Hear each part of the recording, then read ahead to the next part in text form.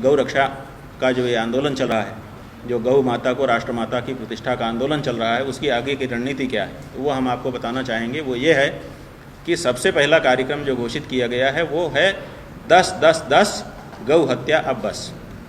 इसका मतलब है 3 बार पहले 10-10-10 कहा जा रहा है, तो उस 10 का मतलब है 10 मार्च को दिन में 10 बजे 10 मिनट के लिए भारत बंद करना है। वो भारत बंदी कैसी है? राजनीतिज्ञों जैसी नहीं है कि हॉकी लेकर के दुकान बंद करवा दो। हम नहीं चाहते हैं कि देश पिछड़े, और हम नहीं चाहते हैं कि किसी को हम ज़बरदस्ती करें। तो हम लोगों ने ये तय किया है कि एक संकेत, एक प्रतीक के रूप में, एक संदेश देने के स्वरूप में 10 मिनट के लिए लोग जहाँ हैं अपने घर से, अपनी दुकान से, अपने प्रतिष्ठान से 10 मिनट के लिए ठीक 10 बजे तो बाहर निकल जाएं। अपने प्रतिष्ठान से ठीक बाहर, जो गली है या जो सड़क है, किसी बड़ी गली पे, बड़ी सड़क पे जाने की ज़रूरत नहीं है। जो गली या सड़क आपके सामने है उसमें निकल जाइए 10 मिनट केवल, बहुत धूप नहीं रहेगी। और 10 मिनट के लिए एक दूसरे को देख करके गौ माता की जय हो, गौ माता राष्ट्रमाता, अथवा गौ के संदर्भ में जो भी नारे आप उचित समझें वो लगाइए। और 10 मिनट बीतने के बाद फिर सब अपने अपने घुस करके अपना अपना काम शुरू कर दीजिए। कहीं जाना नहीं, कोई किराया भाड़ा नहीं लगाना है, कोई समय बर्बाद नहीं करना है और कोई खतरा नहीं लेना है। और मिल करके गौ माता के बारे में थोड़ी सी उद्घोषणा करिए और 10 मिनट बीत जाने पर फिर आके अपने काम में लग जाइए। तो ये 10 मार्च को 10-10-10 कार्यक्रम है। और 14 मार्च से गौ हत्या विरोध में और गौ रक्षा के संकल्प के संदर्भ में हम स्वयं एक पदयात्रा शुरू कर रहे हैं। ये पदयात्रा सबसे पहले गोवर्धन गिरी की होगी। आप लोगों को अगर भागवत जी सुना है और भी दूसरे पुराणों में भी कथा है तो पता हो कि किसी समय इंद्र नाराज हो गए थे और इंद्र नाराज होकर के गायों को मारने पर उतारू हो गए थे कि हम गायों को डुबो देंगे पानी बरसा करके। मूसलाधार पानी बरसाया। उस समय कोई गाय की रक्षा के लिए सामने नहीं आया। गोवर्धन गिरिराज आए। गोवर्धन गिरिराज ने कहा कि हमारे अंदर आ जाओ, और उसमें फिर कहते हैं कि सब लोगों ने मिलकर उठा लिया और भगवान ने भी अपनी उंगली लगाई। तो भगवान ने तो उंगली लगाई थी, भगवान के द्वारा गौ रक्षा नहीं हुई। गौ रक्षा तो गोवर्धन कर रहे थे, सहयोग सब लोग मिलकर कर रहे थे, कृष्ण भगवान ने भी किया। तो वो जो गोवर्धन गिरिराज हैं जिन्होंने उस समय गौओं की रक्षा की थी इंद्र से, इंद्र माने राजा, तो जब राजा गाय के पीछे पड़ जाए कि हम मार देंगे तो गोवर्धन उनकी रक्षा करते हैं, ऐसा मान करके हम सबसे पहले गोवर्धन जी की परिक्रमा करेंगे। 21 किलोमीटर की परिक्रमा है, वो हम चल करके पैदल नंगे पाँव करेंगे। हम चाहते हैं कि गोवर्धन की परिक्रमा में ही देश के सभी राजनीतिक दलों के प्रमुख आ जाएं अपना अपना शपथ पत्र ले करके और हमको उपलब्ध करा दें कि लो भाई, हम आपके साथ आपके भाई बनते हैं। और नहीं तो स्वाभाविक है कि कसाईयों में उनकी गिनती चली जाएगी।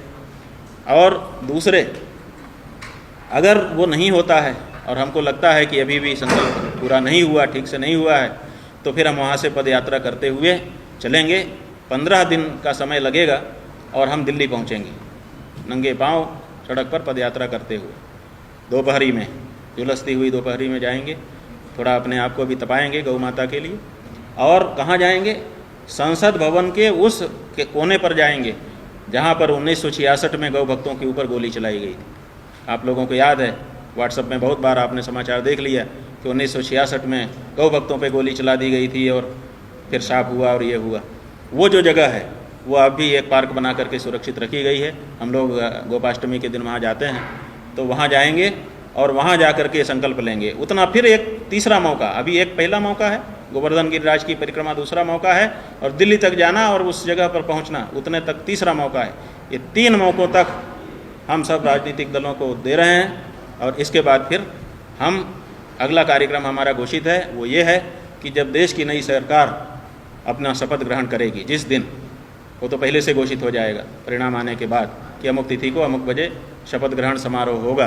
तो ये कार्यक्रम घोषित हो गया है कि उसी दिन पूरे देश में गौभक्त भी शपथ ग्रहण समारोह करेंगे। हर जगह पे जहाँ जहाँ जो गौभक्त टोली बना करके एक शपथ ग्रहण समारोह का आयोजन करेंगे। आप लोग उसको कवर करेंगे और वो शपथ लेंगे कि हम गौ रक्षा की शपथ ले रहे हैं। उधर सरकार अपनी सरकार की शपथ ले रही है, नई सरकार बनने की, इधर गौ रक्षक शपथ ले रहे हैं। कौन सी सरकार बनेगी? जो भी बनेगी सरकार ही तो होगी, और जो भी बनी हैं सब सरकार ही तो हैं। सब ने तो एक ही काम जारी रखा है, गौ माता के संदर्भ में तो कम से कम प्रमाणित है। तो ऐसी परिस्थिति में जो भी सरकार बनेगी, हम उस सरकार के विरुद्ध संघर्ष करने के लिए शपथ लेंगे उसी दिन, उसी समय।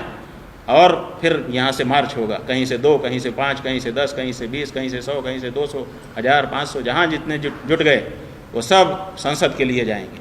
और संसद में जब हमारा संसद का पहला सत्र नई सरकार का होगा तो जैसे 1966 में संसद के घेर करके बैठे थे, मांग कर रहे थे कि हमें दिया जाए, वैसे फिर वैसे ही निहत्थे होकर के, वैसे ही अपनी संसद से आशा करते हुए, अपनी सरकार से आशा करते हुए हम फिर बैठेंगे।